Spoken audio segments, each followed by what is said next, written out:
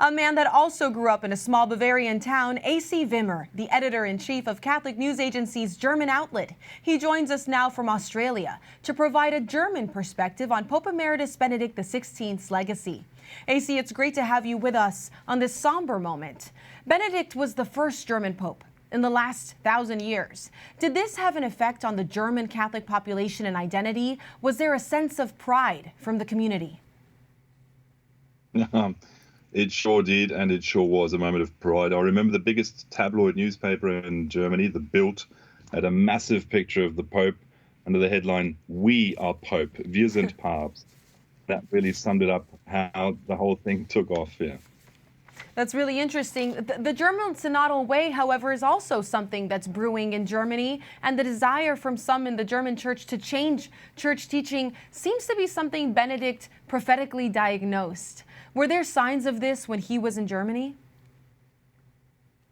Absolutely. He took that on, in fact, as a young theologian, as a priest, as an archbishop, and then obviously in the Vatican. He knew what was brewing under the surface, what the crisis of modernity, what secularism brought to people. He was trying to deal with it. He formulated responses. And is it possible that Pope Francis then relied on Pope Emeritus Benedict's knowledge of the German church to deal with this crisis?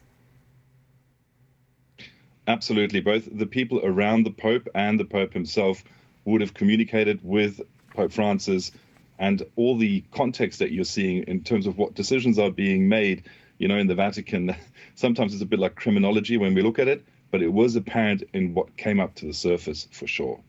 A little bit more of not criminology, but just a hypothetical for you. Do you think that maybe the reason that Pope Benedict put in his spiritual will a mention for his hometown, the German people, to remain faithful to the church, do you think that this was related to what's going on there in Germany now?